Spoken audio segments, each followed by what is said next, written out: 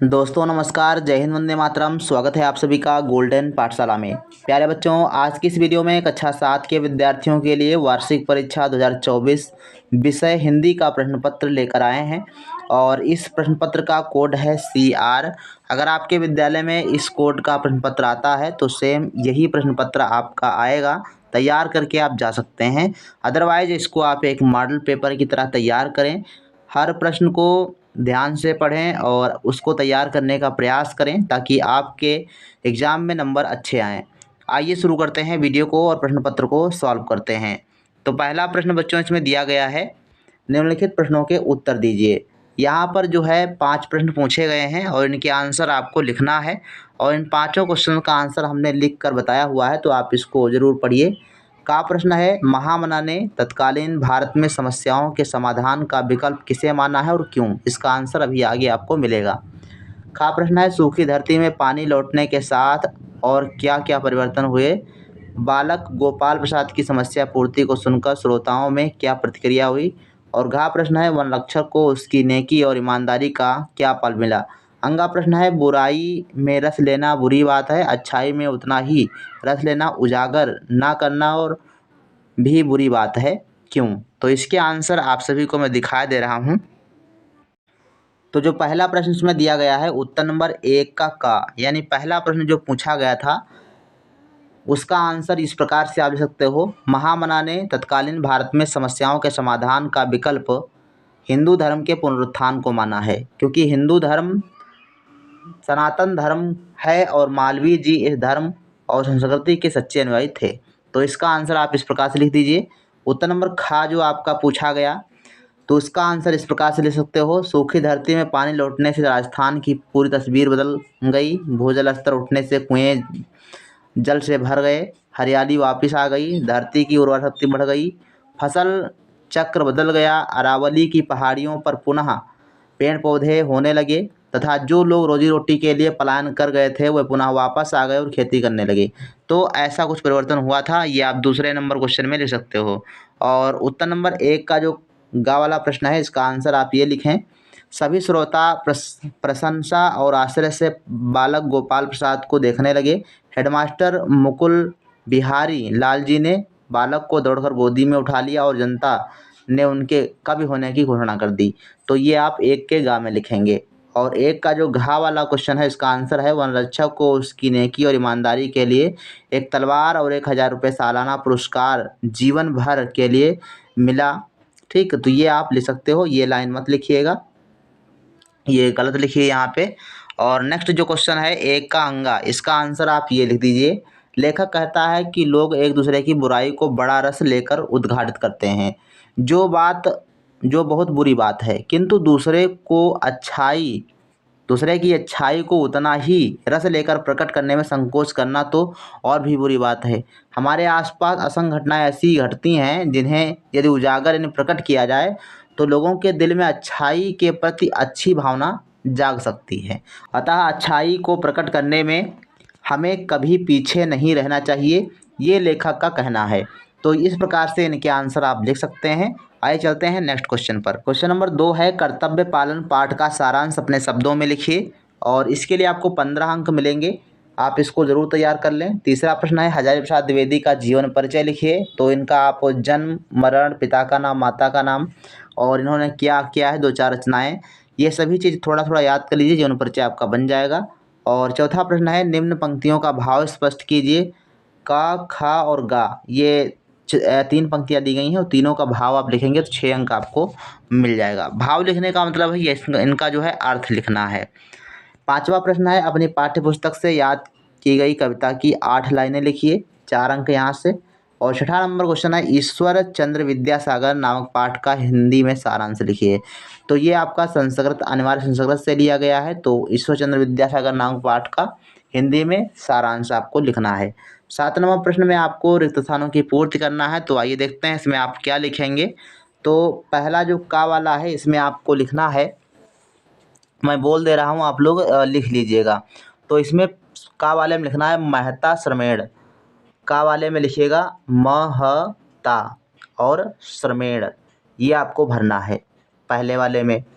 दूसरे वाले में सुन लीजिए क्या भरना है, काम क्रोध लोभ चा त्रिविधम नरकम द्वारम। तो यहाँ पे आपको भरना है नरकम, नरकम। ये किस में भरना है, ये आपको खा वाले में भरना है, नरकम। इसके बाद गा वाला देखो दिया गया है, श्रेष्ठ जनाः यथा आचरित तथैव जनाः आचरति। तो इसमें आपको क्या भरना है, इतरः। गा वाले में भरना है इतरः, ठीक। इसके बाद है घा, सर्वे पठन्तु। तो सर्वे संस्कृतम पठन्तु, यहाँ पे आपको संस्कृतम भरना है। क्या भरना है, संस्कृतम। तो संस्कृतम आप भर दीजिएगा, आपके चारों ये रिक्त स्थान की पूर्ति हो जाएगा। 8 नंबर क्वेश्चन लिखा है कि निम्नलिखित प्रश्नों के उत्तर दीजिए। यहाँ पे एक जो है शब्द में आंसर बन जाएगा आपका, विधवा विवाह परिवर्तनीय आंदोलनम केन कृत्वा। तो यहाँ पर आप लिख देंगे ईश्वर चंद्र विद्यासागरा, ईश्वर चंद्र विद्यासागरा। बस एक लाइन में आपको आंसर लिखना है, यानी एक शब्द में आंसर दे देना है, ईश्वर चंद्र विद्यासागरा लिख देना पहले वाले में। अगला प्रश्न दिया गया है, कस्य निग्रह सुदुष्करः। यहाँ पर आपका लिखा है कस्य, तो यहाँ कस्य की जगह पर आप लिख दीजिएगा मनः। क्या, मनः लिख दीजिएगा, आपका आंसर हो जाएगा। वर यात्रा कुत्र गच्छति, तो इसमें आपको भरना है मेरठ, कुत्र की जगह पर मेरठ आपको लिख देना है, आपका आंसर हो जाएगा। मातुः आज्ञाया ध्रुवः किम अकरोत्।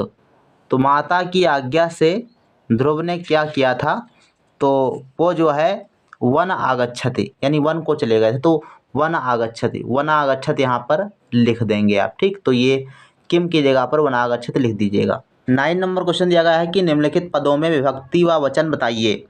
तो पहला देखो सेवाम लिखा है, और सेवाम में सप्तमी बहुवचन है, सप्तमी बहुवचन। सेवाम में क्या लिखेंगे, सप्तमी बहुवचन।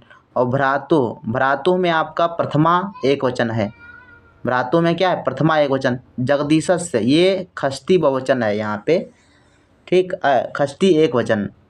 जगदीशस्य में क्या होगा, खष्टी एक वचन होगा, आप लिख दीजिएगा। इसके बाद 10 नंबर क्वेश्चन है, मदर टेरेसा अथवा मुंशी प्रेमचंद की कहानी का सारांश अपने शब्दों में लिखिए।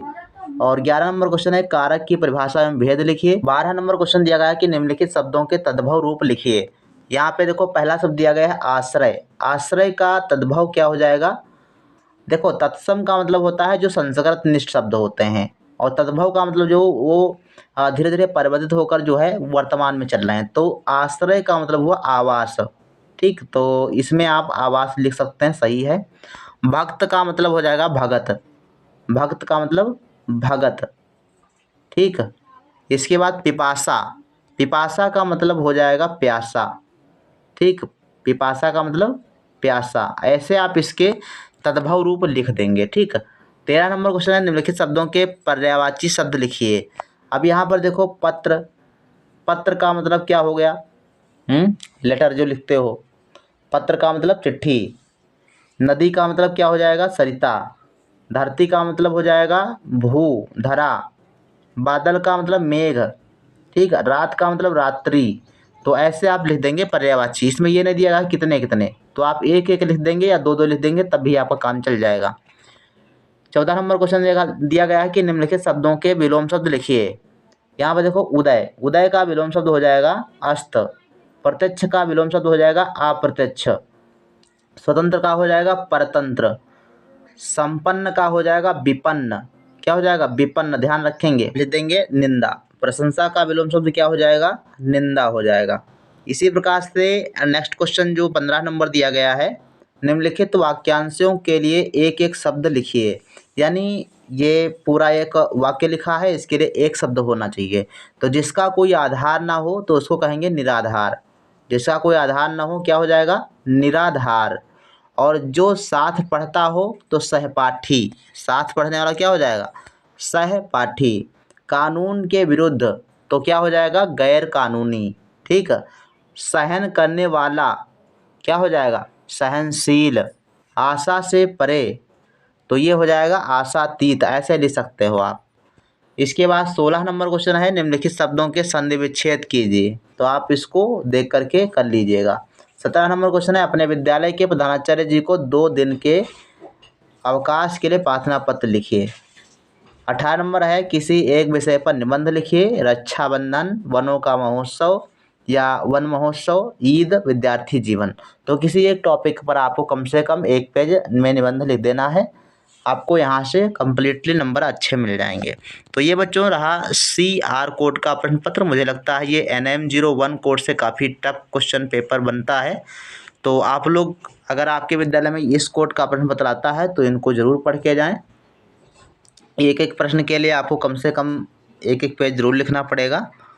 तो इसको ध्यान में रखते हुए और कक्षा 7 के सभी विद्यार्थी, विशेष करके जो सरकारी विद्यालयों में पढ़ते हैं, वो सभी लोग जो है कक्षा 8 में जब आएंगे तो उनको राष्ट्रीय आय एवं योग्यता आधारित छात्रवृत्ति परीक्षा देने का मौका मिलेगा, जिससे अगर पास कर लेंगे आप तो आपको 48,000 रुपये स्कॉलरशिप के रूप में मिलेगी। तो जिसकी तैयारी हमारे चैनल के माध्यम से निःशुल्क कराई जाती है। तो आप सभी लोग चैनल को सब्सक्राइब करके अवश्य रखें। साथ ही अपने दोस्तों के साथ वीडियो को ज़रूर शेयर कर दिया करें। मिलते हैं नेक्स्ट वीडियो में, तब तक के लिए धन्यवाद। जय हिंद, वंदे मातरम।